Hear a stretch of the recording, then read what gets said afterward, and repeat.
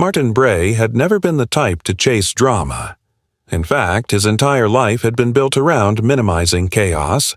35 years of infrastructure consulting taught him that the true enemy of progress wasn't failure, but unpredictability. After finalizing his divorce and wrapping up the last of his long-term contracts, Martin decided to make a permanent shift toward solitude. He purchased a 2-story home at the end of a quiet cul-de-sac, nestled against a small forested slope in a mid-sized American suburb. The house wasn't extravagant, but it had dignity. Clean lines, solid foundation, and a modest yard that wrapped around just enough land to offer both freedom and privacy. Privacy, in fact, was one of the driving motivations behind his choice. He wanted the freedom to enjoy his days without interruption. No more airports, no more boardrooms, no more polite small talk with exhausted colleagues. Just trees, grass, birds, and the quiet hum of a town that went to bed before midnight. The property had been maintained well by its previous owner, but lacked clear boundary indicators. Martin didn't like that. He wasn't territorial, but he believed in definition, clarity, structure. Within the first week, he hired a local surveyor to reaffirm the property lines. No ambiguity. Everything was as listed. His land extended roughly 12 feet beyond the gentle rise at the back of the house and ran parallel to the neighbors' fences.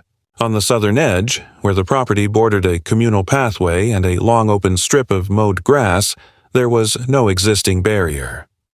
That openness made Martin uneasy. Passers-by could see right into his living room from the path. It wasn't about paranoia. It was about peace. So he made the decision to install a fence. Not some towering monstrosity, just a clean, 7-foot cedar slat fence to run along the southern and eastern borders of the property. The kind that offered a buffer without blocking the world entirely. He hired a reputable licensed contractor. Paperwork was filed with the neighborhood committee, necessary in this community, which, while not overtly strict, had a voluntary residential board that liked to maintain a cohesive aesthetic. Martin had no problem with that. He respected the guidelines, reviewed the documentation, and submitted everything by the book. He even attended the brief community meeting where his fencing project was acknowledged without objection. No red flags, no drama. He scheduled construction for the following Monday. The first 2 days went smoothly. The fence posts were installed without issue, and the initial panels were set in place. Martin spent his mornings reading in his upstairs study, occasionally glancing out the window at the steady, rhythmic work of the crew. There was a satisfying sense of progress in watching something so tangible take shape. That tranquility shattered on the third day, precisely at 5:47 p.m., when a woman he had never spoken to before pounded on his front door. She was difficult to ignore. Heavy-set, mid-60s, a shock of tightly curled blonde-gray hair that defied gravity and logic, and a thick shawl thrown dramatically over one shoulder like she had just come off a community theater stage. In one hand, she clutched a half-empty wine glass. In the other, a folded plastic patio chair. Her sandals clicked against the stone steps as she shifted her weight from side to side, waiting impatiently for him to answer. "You're Martin, right?" she asked as soon as he opened the door, her tone not inquisitive but confrontational. "I am," he replied, measured and polite. "I'm Karen," she said, gesturing vaguely toward the property next door. "I live there." "You know, the one with the rock garden? Anyway, we have a problem." Martin glanced past her, noting the direction of her wave. He had seen the house, a squat, tan bungalow with solar lights and painted garden gnomes. He had never seen her outside before. He didn't recall any rock garden. "I'm not sure what you mean," he said calmly. "What kind of problem?" Karen gave a theatrical sigh as though exhausted by his lack of telepathy. She pointed at the fence. That monstrosity you're putting up. It's blocking my sunset." Martin blinked, unsure whether she was being literal. "Your sunset?" "Yes, my sunset," she snapped, her wine sloshing slightly. Every evening I sit on my patio with a book and a glass of wine, and I watch the sun set. I've done that for years. It's part of my daily rhythm, part of my wellness routine. That fence is going to ruin everything. It's already started. Look! She turned and walked a few steps down his driveway, chair dragging behind her. Martin followed reluctantly. She set the chair down near the property line, sat, and pointed dramatically at a narrow strip of sky visible between two tall oaks. "Right there," she said. "That sliver? That's where the sun drops every night this time of year. With your fence, that view will be gone." Martin looked. The sun was still quite visible above the trees. It had at least another 40 minutes before touching the horizon. He said nothing for a moment. "I understand that it changes your view," he said carefully, "but the fence is within my property line and I followed all the approval procedures."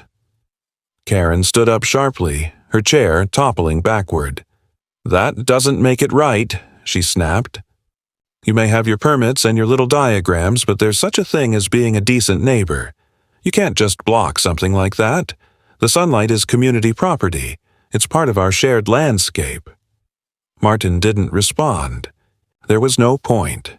She stormed off, leaving the chair where it had fallen, muttering to herself about selfishness and disrespect. That night, Martin sat at his desk and opened a new document. He began logging the encounter. Every detail, every word exchanged, time-stamped and categorized. He wasn't sure yet whether it would be necessary, but something in the pit of his stomach told him it might be. Over the following days, the fence continued to rise, and so did Karen's ire. She didn't approach him again directly, but he began to notice her presence. She would stand at the edge of her yard and stare. Not just glance or passively observe, but watch with the still intensity of someone waiting for a storm. On the 5th day, one of the contractors found a deep scratch etched into the side of their truck. No witnesses, no camera footage. Just a fresh gouge and a slow shake of the head. "Not our first time in this kind of neighborhood," the foreman said grimly. That same evening, Martin received a letter in his mailbox. It wasn't stamped or addressed, just folded and placed inside. The handwriting was thick and looping. "You may have your fence, but you'll lose something more important. People talk. I have influence. Good luck." There was no signature. Martin didn't sleep much that night. He stared out the window at the fence line, at the empty stretch of grass where dusk gathered like a bruise. He wasn't afraid of confrontation, but he hated games. He especially hated games where the rules kept changing and the referee lived next door. He picked up his phone and made a single call. To his attorney, a soft-spoken woman named Cheryl who had handled his divorce with surgical precision. "I think I'm going to need you on standby," he said. "Something's starting here and I want to be ready before it gets out of hand." Cheryl didn't ask for details. She just said, "Keep records. Document everything. Don't respond emotionally. And call me the moment anything crosses the line." Martin looked at the blank screen of his laptop, then back at the window. "Crosses the line," he muttered. "She already did." It started with a knock. Not the aggressive, theatrical kind that had announced Karen's first appearance, but a colder, bureaucratic one. 2 quick raps, evenly spaced, as if measured out by a ruler. Martin had just returned from the hardware store and was placing a small order of native plants by the back steps when he heard it. He opened the door to find 2 uniformed police officers standing on his porch. One was older, probably mid-50s, with the stiff posture of a man counting days to retirement. The other was younger, fresh-faced, the kind of recruit who still said, "Sir," with unconscious sincerity. They both removed their sunglasses in unison, and the older one offered a professional nod. "Mr. Bray?" he asked. "Yes," Martin replied, keeping his tone even. "I'm Officer Delaney. This is Officer Kern. We're responding to a complaint from a neighbor regarding an unauthorized structure on your property and a public safety concern." Delaney consulted a small notepad with mechanical detachment. Specifically, the complaint alleges that you are constructing a barrier that exceeds allowable height limits and presents a visual obstruction that may impact the welfare of neighboring residents. Martin blinked, momentarily speechless. He wasn't surprised that Karen had taken her grievance further, but the framing of the complaint was unexpected. Not emotional, legal, dangerous in its precision. The fence is within legal height limits and approved by the neighborhood board, Martin said calmly. I have copies of the permits inside. The officers exchanged a glance, neither hostile nor particularly concerned, but trained. Delaney tilted his head toward the interior. Would you mind showing us? Martin nodded, motioning them inside. He led them to his home office and retrieved the documentation from a labeled folder. The room was pristine. Hardwood floors, a large desk facing a broad window, books lined in quiet symmetry along the walls. Delaney reviewed the papers carefully, occasionally glancing at Kern, who stood silently by the door. These all appear to be in order, Delaney said eventually, flipping the folder shut. The complaint also mentioned that a neighbor feels threatened by your presence and believes the construction has been intentionally positioned to provoke and intimidate. We are obligated to document that portion of the report as well. Martin's jaw tensed, but he resisted the urge to speak too soon. You mean, she thinks a wooden fence is a threat? Delaney didn't react. Not our words, sir. Just reporting. Do you have any ongoing conflict with your neighbor? Martin considered the question. I had one conversation with her, Karen, from the house to the south. She expressed frustration about the fence affecting her view of the sunset. I explained that it was legal and approved. That was the extent of it. Kern shifted slightly. Have there been any verbal altercations since then? Any physical confrontation? No, Martin said. Unless standing silently at the property line for 20 minutes counts. Delaney allowed the smallest flicker of a smile. We're not here to issue citations, Mr. Bray, but when a resident files a formal complaint, we have to respond. Consider this a courtesy visit. If you notice anything unusual, property damage, harassment, interference, report it immediately. You've done everything by the book, but things can escalate quickly in these situations.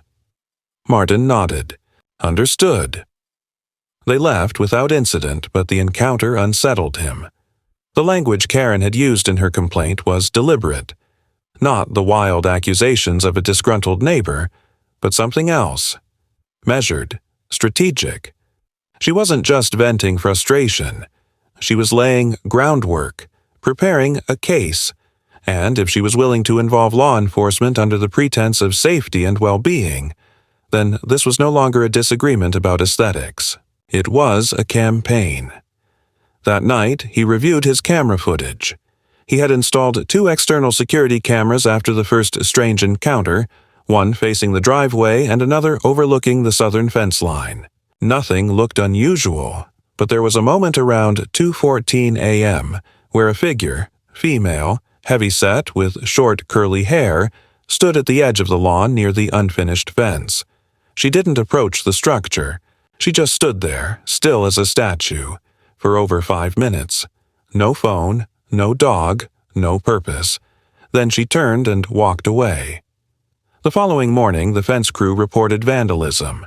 Someone had poured what appeared to be bleach along the base of several fence posts, likely to weaken the wood or kill the nearby saplings Martin had planted.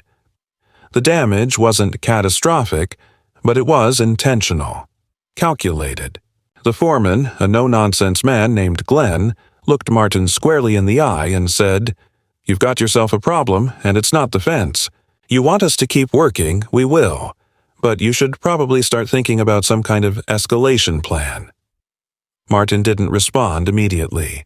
He felt the pressure mounting like water behind a dam, seeping through seams he hadn't known were weak. That evening, Cheryl called to follow up on the police visit. She had already heard about it. Someone on the force had flagged the complaint to her firm, likely recognizing Martin's name from a past case. She was calm, precise, and absolutely focused. "She's building a paper trail," Cheryl said. "She wants to establish a pattern of aggression, real or not. If she keeps filing claims and you so much as raise your voice in public, it will be used against you. I'll prepare a formal notice of record regarding the incident and submit it to the local registry, just to start. We should also document all communication, including nonverbal encounters, photographic evidence, times, dates. Even if it feels excessive, it matters." Martin exhaled slowly. "You think this will go legal?" "I think it already is," Cheryl said. "But she's not coming at you with a lawsuit. She's trying to corrode your credibility. Pressure from the board, police involvement, subtle character assassination. These aren't tantrums. They're tests. What do you recommend?" "Continue construction. Don't change anything. Stay neutral. And for now, avoid direct contact with her entirely." He followed her advice. The workers returned. The fence rose inch by inch, unyielding in its progression. Karen made no further approach, but her presence loomed, watchful, simmering just beyond the bounds of reason. One afternoon, Martin spotted her sitting in a lawn chair on her side of the property line, holding a hand mirror tilted skyward, as if reflecting sunlight back onto the fence. When the final panel was installed, it stood clean and unbroken, a line of quiet dignity marking the end of ambiguity. Martin didn't celebrate. He simply stood at his kitchen window watching the golden light stretch across the lawn, just as it always had. The sun set. The world turned. And the silence before the next move deepened like the pause between breaths. The fence had been finished for nearly a week when Martin received the envelope. It was delivered not by mail, but hand-delivered, slid beneath his front door sometime between late morning and early afternoon, while he had been out running errands. The envelope was thick manila, unsealed.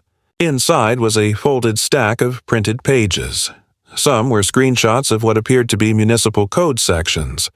Others were poorly photocopied images of the fence itself taken from odd angles, as if the photographer had been hiding behind bushes or leaning out of a window. The top page was a typed letter, unsigned, written in bold 14-point font. It accused Martin of visual encroachment, psychological intimidation through environmental obstruction, and, most notably, deliberate architectural hostility. He read the phrase 3 times. It sounded like satire, but the tone was bone-dry and humorless. The letter demanded the immediate dismantling of the southern section of his fence to restore visual continuity for neighboring residents, and claimed that failure to comply would result in formal grievance action by neighborhood enforcement representatives. There was no letterhead, no return address, no name, just a vague threat and a suggestion of authority. Martin laid the papers out on his kitchen table, methodically photographing each one with his phone and uploading them to a secure folder Cheryl had created for documentation. It was late afternoon. Sunlight filtered across the wooden floor, the room filled with the quiet tick of the wall clock and the distant hum of a lawnmower several houses away. He stood still for a moment, taking stock of the feeling rising in his chest. Not quite anger, not fear, but a quiet, coiled tension, like a spring wound too tight. That evening, Cheryl called after reviewing the photos. She didn't waste time. "This isn't a formal notice. It has no legal force, but it's not random. It's bait. She, or someone working with her, is testing your reaction, trying to provoke a response or catch you making a mistake." Martin said nothing for a moment, then asked, "What kind of mistake?" "Anything emotional," Cheryl replied. "A confrontation, a public argument, an email sent in frustration. She's building a framework. You're uncooperative, possibly aggressive, insensitive to communal harmony. She wants to frame your presence as the disruption, not her behavior." Martin exhaled slowly. "So, I stay still." "For now," Cheryl said. "But it's time we get ahead of her." The following morning, Martin authorized Cheryl to issue a formal statement of position to the neighborhood board, a document that laid out the timeline of events, the permitting process, the harassment, and the police visit with attached documentation. It wasn't an attack. It was a factual declaration, written in clean legal language and shared directly with the board's administrator. Martin knew most of the board members only in passing, and that suited him. He had no intention of appealing to sympathy or making allies. He simply wanted the facts to be preserved in the official record before they were twisted against him. For several days, nothing happened. Karen did not appear, and no further communication arrived. Then, on a warm Thursday morning, while Martin was tending to the soil beds along the edge of his yard, a car pulled up outside his property. A beige sedan, immaculate, unremarkable, bearing a magnetic placard on the side that read, Community Standards Consulting. Two people stepped out, a man in a pale blue shirt and pressed khakis, and a woman with a clipboard and oversized sunglasses. They introduced themselves as part of a voluntary third-party aesthetic review committee, retained by the board to evaluate the integration of new structures with existing neighborhood visual identity. Martin stared at them for a long moment before stepping aside and opening the gate. They didn't speak much as they walked the perimeter of the fence, taking notes and occasionally murmuring to each other. The woman asked a few vague questions about the stained color of the wood and whether he planned to plant any vine species along the outer face.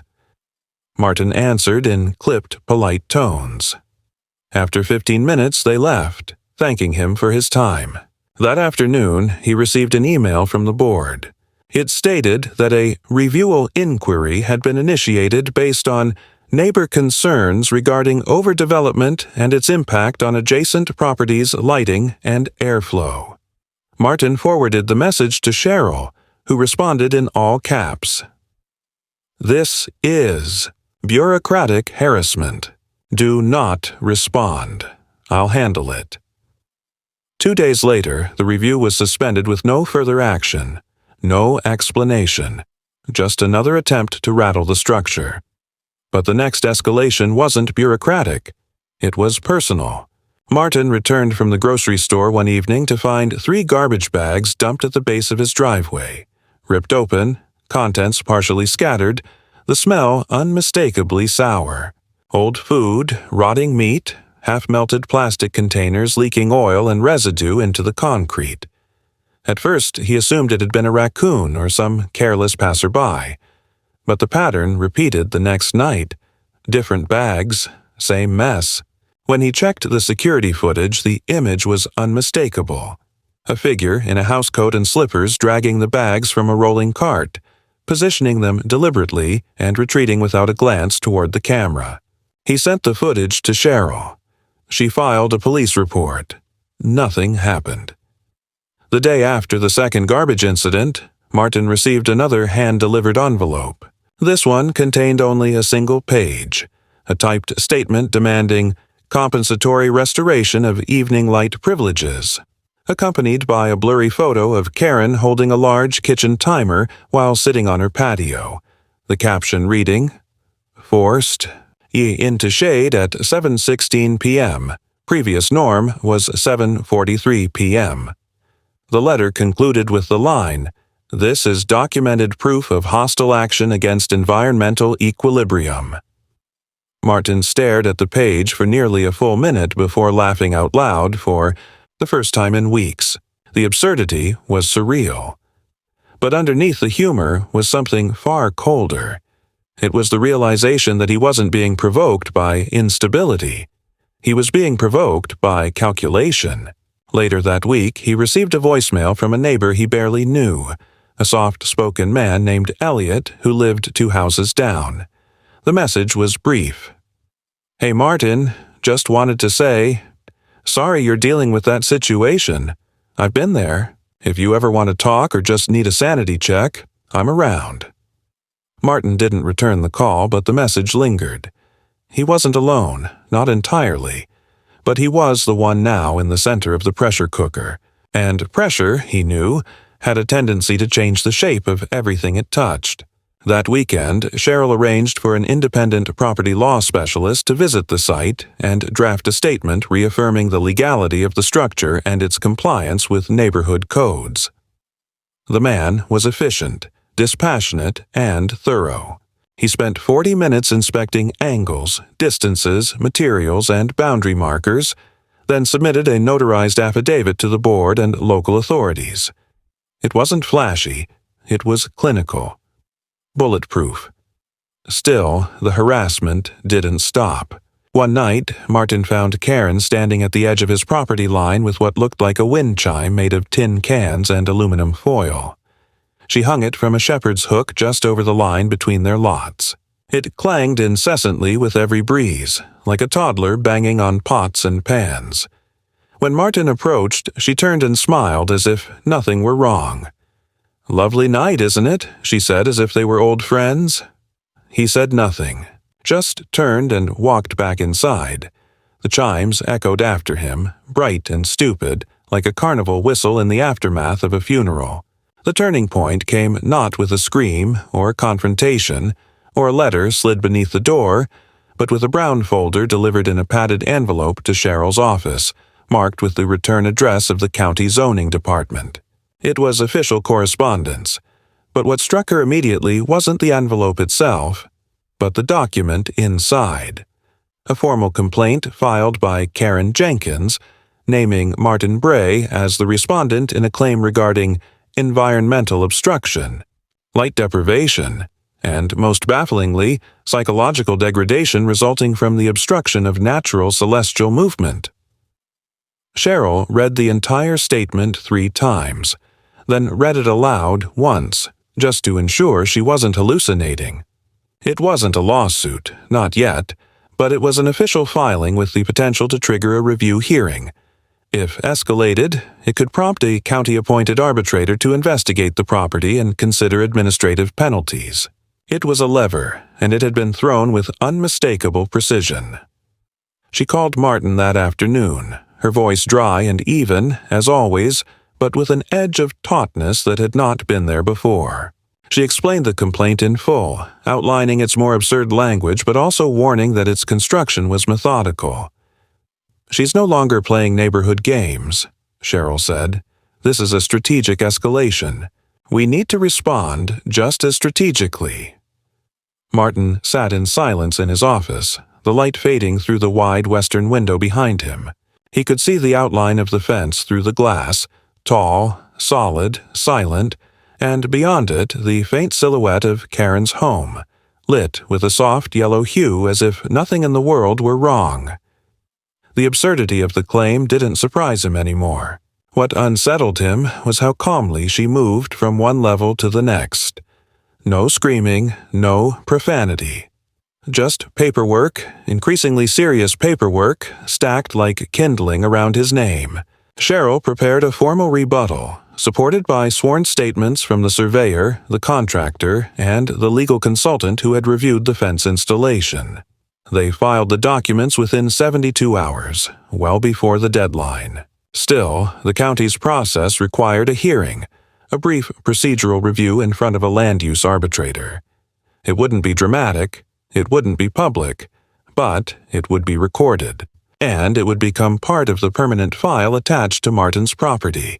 The hearing was held via video conference, a sterile 30-minute affair in which Karen appeared flanked by a volunteer advocate from a local residential coalition, and read her prepared statement with the affectation of a plaintiff in a zoning drama. Her voice was steady, almost gentle as she described the emotional erosion caused by the shadow of the fence and the loss of therapeutic natural light, which, she insisted, had been prescribed by a specialist as part of her post-menopausal circadian rhythm stabilization regimen. Martin kept his face neutral throughout. He didn't smile. He didn't scoff. When it was his turn, he spoke plainly, submitted the documents, and answered questions with concise professionalism. The arbitrator, a tired-looking man with a muted tie and the expression of someone who had long ago stopped believing anything was surprising, acknowledged the legality of the structure, and reminded both parties that civil disputes of this nature were not within his purview. He dismissed the request for a penalty. The record would reflect no fault. Karen said nothing as the call ended. Her screen blinked off without a goodbye. Later that week, Martin noticed something strange. Karen had set up a small folding table at the edge of her property line, just beyond the fence, with a clipboard and a stack of papers. A sign attached to the front of the table read, in large, friendly handwriting, "Community Petition. Restore our view." For 3 days, she sat out there in the evenings, occasionally joined by other neighbors. Most passed by with polite nods, some stopped to chat. Martin watched from a distance, never approaching, but noting every interaction. He had no desire to interfere. He only wanted to understand how far she would go. The clipboard filled slowly. On the 4th night, a young couple who lived 2 houses down knocked on his door. They were hesitant, almost apologetic. The man spoke first, explaining that they had signed Karen's petition without understanding what it was about, and now felt uncomfortable. She said it was about preserving shared sunlight access, the woman added, but she didn't mention it was targeting your fence directly. Martin thanked them for coming, assured them he bore no grudge, and asked if they'd be willing to write a brief note explaining what they had been told. They agreed. That note, along with a few others gathered in the days following, gave Cheryl what she needed to file a protective notice with the board, a soft legal barrier that would limit Karen's ability to use community initiatives as a means of harassment. It was a temporary fix, but it created breathing room. Still, the pressure remained. Karen didn't stop her efforts. She simply shifted her tone. Her next move wasn't a formal complaint or another letter. It was an emotional appeal. She began walking through the neighborhood with a small sign pinned to her chest that read, "I miss my light," and distributed pamphlets describing her loss in poetic terms. "My evenings are now gray. My body knows what has been taken." The campaign wasn't large, but it was visible, and it spread unease like a slow leak. Martin found himself the subject of glances, of pauses in conversation as he approached the post office or the hardware store. No one confronted him directly. They simply adjusted the air around him. Muted. Watchful. It was Cheryl who put it into words, one afternoon as they sat in her office reviewing the growing pile of documentation. "She's building a myth," she said, not unkindly. "And in myths, reason doesn't matter. Only belief does." Martin nodded slowly, not out of agreement, but recognition.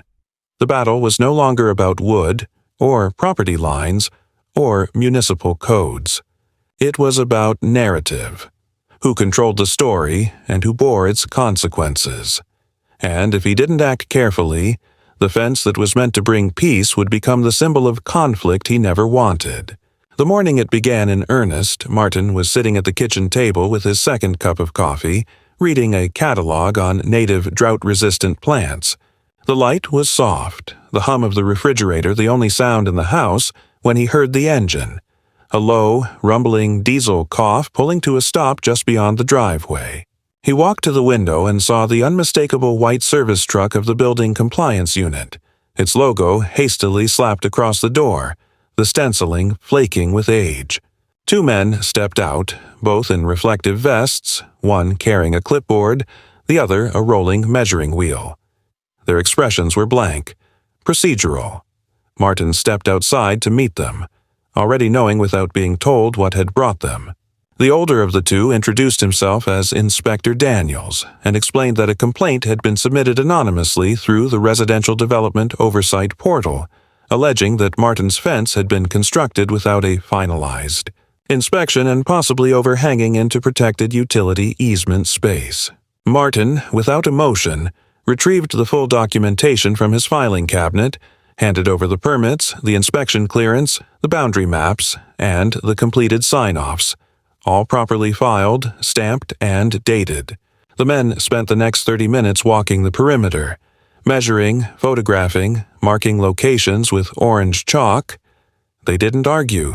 They didn't accuse, but they didn't leave warmly either.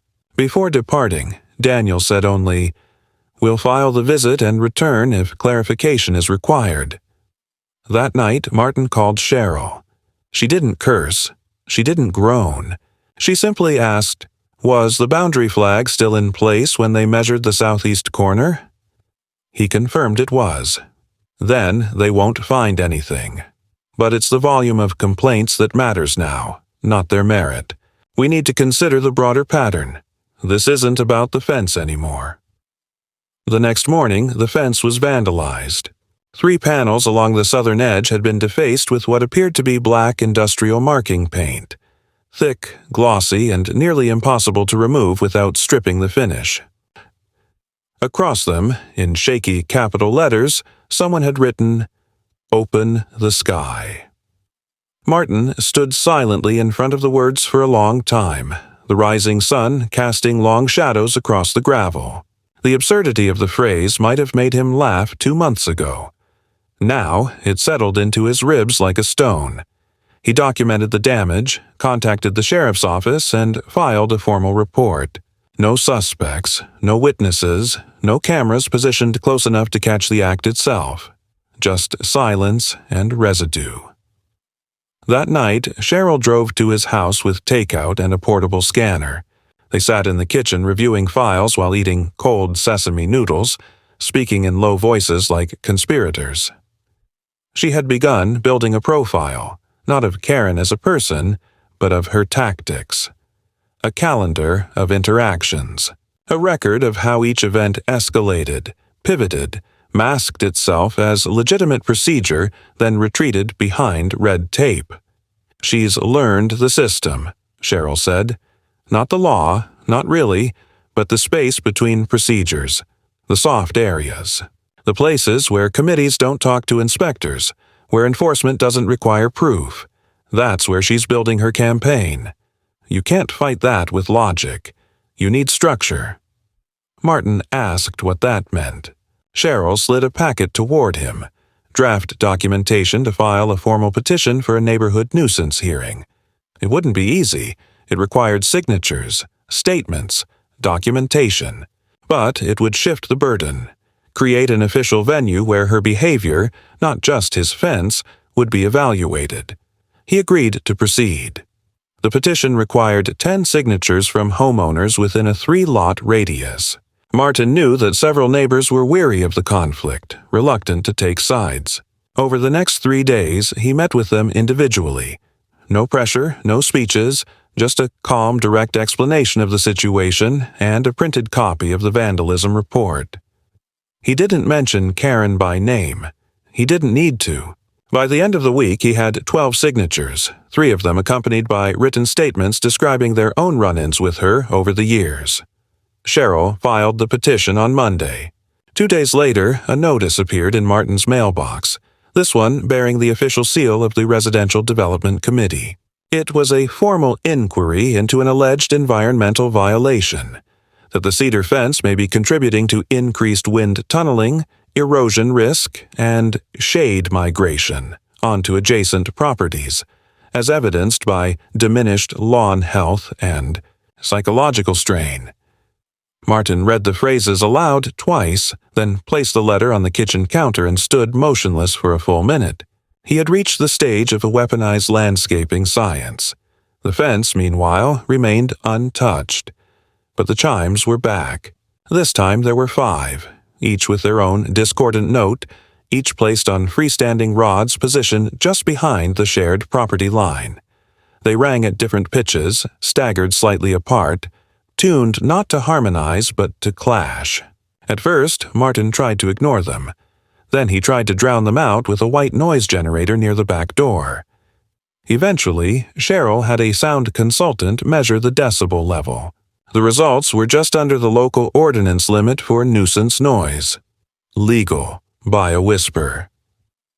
On a quiet Friday morning, Martin found a yellow flyer pinned under his windshield wiper while parked at the grocery store. It was another of Karen's pamphlets, now rebranded under the title Restore the evening. This one was more direct. It named Martin, claimed he had rejected all mediation attempts, claimed he had refused to engage in neighbor dialogue, that he had erased the view that tied our community together. It ended with a poetic plea. One man should not decide what the rest of us can see. Martin stood by his car and read it 3 times. Then he folded it neatly, placed it in his glove compartment, and drove home without turning on the radio. That evening, the board confirmed that a neighborhood nuisance hearing had been scheduled for the following Thursday. Karen would be notified. She would have an opportunity to respond. Cheryl prepared a file with all supporting documentation, over 60 pages of statements, incident reports, inspection approvals, and annotated maps. Martin signed a formal complaint of sustained harassment. There was no turning back now. The day before the hearing, Martin awoke to find his front lawn covered in lawn ornaments. Dozens of them. Plastic flamingos, smiling gnomes, garden frogs, whirligigs, and toy windmills. They were placed with absurd precision, all facing the same direction, toward the fence. They stretched from the mailbox to the edge of the gravel path in neat, mocking rows. There was no note, no message, just silent color and plastic grins leaning into the wind. Martin didn't touch them. He walked past the rows, entered his house, and made coffee. By noon, the ornaments were gone, vanished as silently as they had arrived. Cheryl's voice on the phone that night was quieter than usual. She's not trying to win anymore. She's trying to break rhythm, disrupt your balance, undermine your patience until you snap and do something she can use against you. Martin didn't respond right away. He was looking out the window again. The fence stood in its place, unchanged. But everything around it, the air, the neighborhood, the unspoken currents running beneath each sidewalk, had shifted. The hearing was held in the community center, a square, fluorescent-lit room that smelled faintly of dust and lemon polish. There was no grandeur, no sense of drama, only the sterile functionality of folding chairs arranged in neat rows and a long plastic table set up at the front for the residential review panel. 3 members seated with clipboards and neutral expressions. Martin arrived 10 minutes early, accompanied by Cheryl and a quiet, sharply dressed associate she introduced as Thomas, an expert in land-use conflict resolution. Karen entered exactly on time, wearing a deep maroon sweater and an expression of restrained grief, as though she were attending a funeral being held in her honor. She carried a large binder and was followed by a man in a cardigan and beige slacks whom she introduced as a wellness advocate, though he remained silent the entire meeting.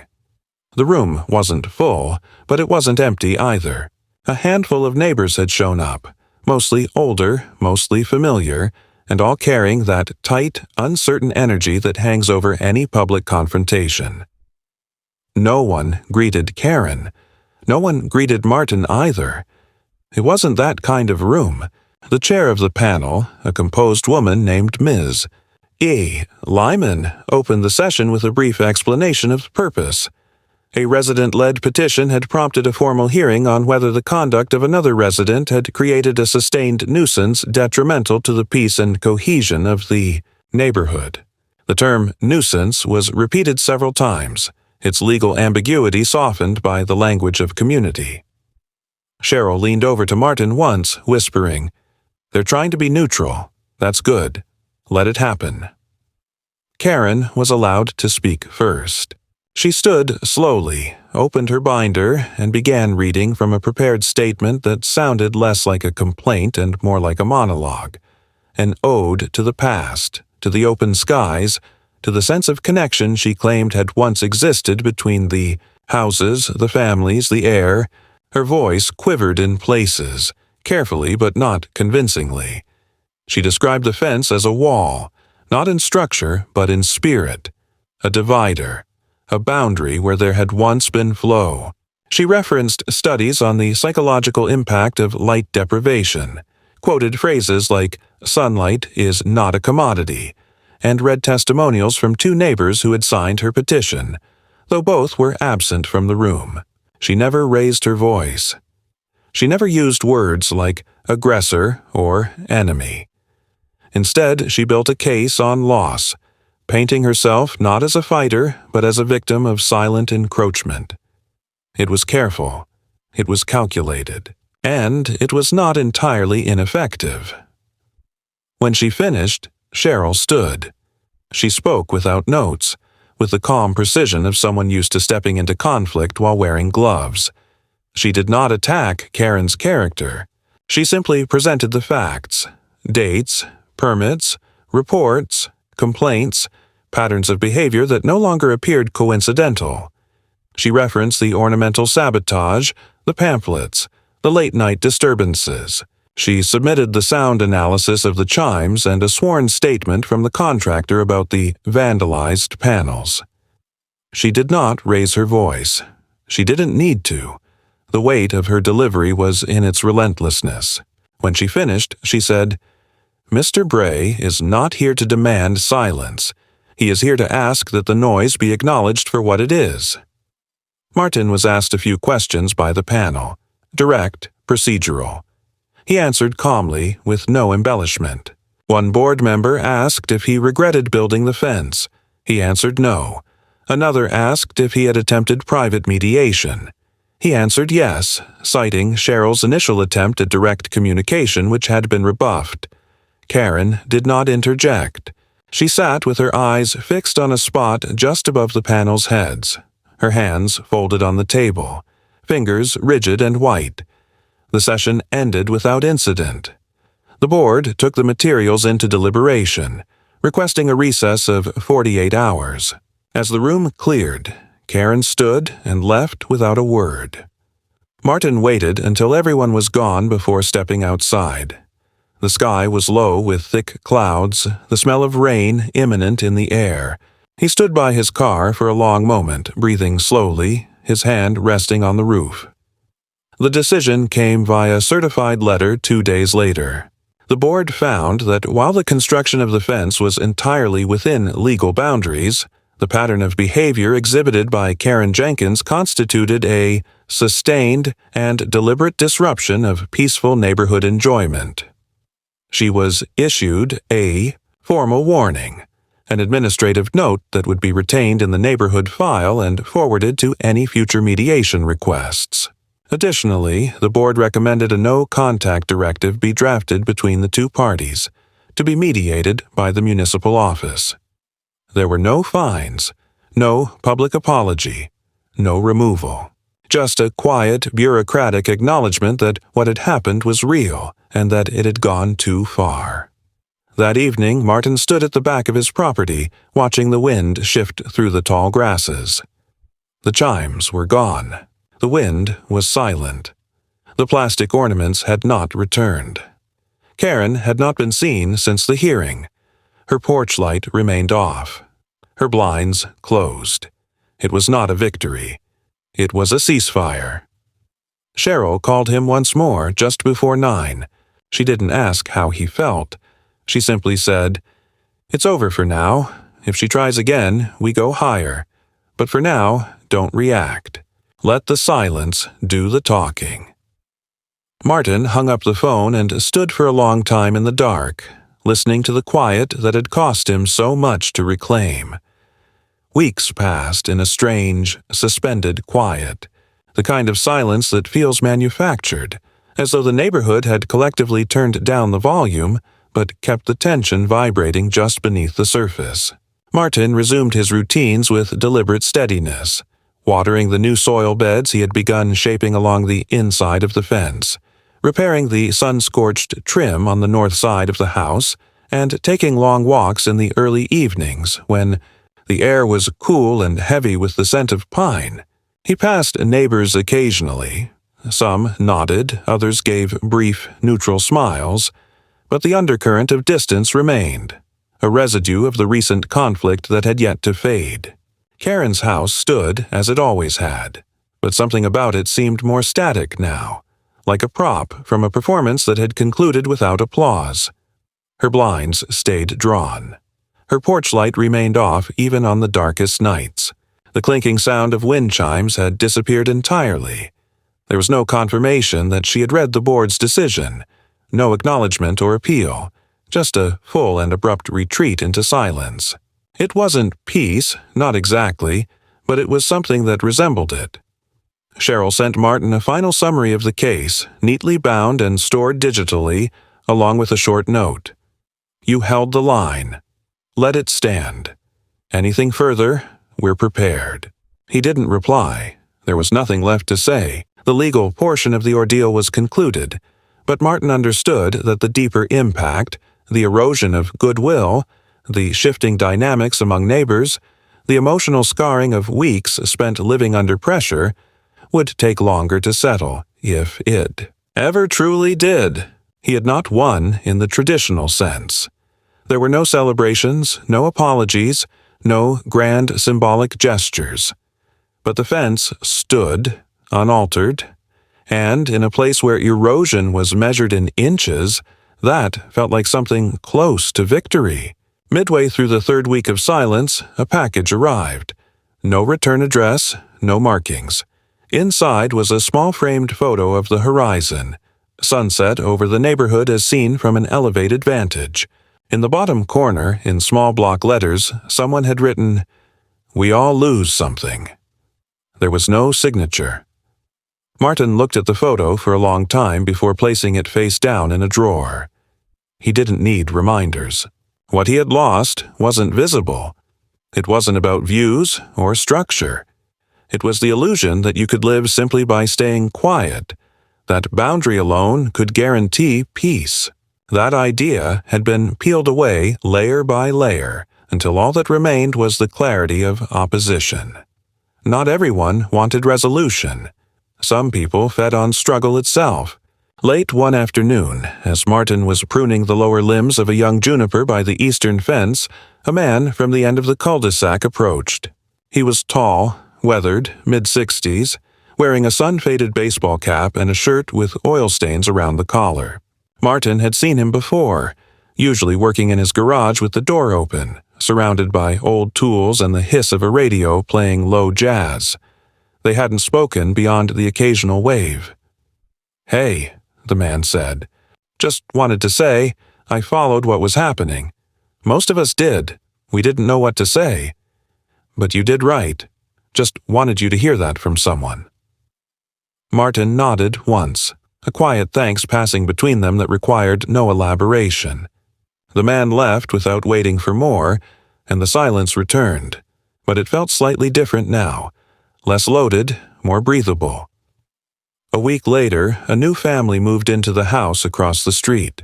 A couple in their 40s, one child, a golden retriever with a gentle face. Martin watched them unpack from a distance, noting the cautious but hopeful energy that always accompanied new beginnings. They waved from their driveway on the second evening, and Martin, feeling a flicker of something close to normal, waved back. By the start of summer, the neighborhood seemed to settle into a new rhythm. Karen remained quiet. A new proposal from the board restructured how neighbor complaints were processed, now requiring multiple signatories for informal enforcement requests, a measure clearly drafted in response to what had happened. It wasn't retroactive. It didn't fix anything, but it set a precedent. Martin attended that board meeting. He didn't speak, didn't raise his hand, just sat in the back, watching the motion pass unanimously. He planted 3 fruit trees along the inside edge of the fence that month: plum, apricot, and fig. Slow growers, high maintenance, but worth it if nurtured correctly. As he worked the soil, he remembered something Cheryl had said early on, back when it had all just begun, when the fence was still just a concept. Plant what will outlive the argument. That's how you win without fighting. It hadn't made much sense to him then. Now it felt like a quiet truth.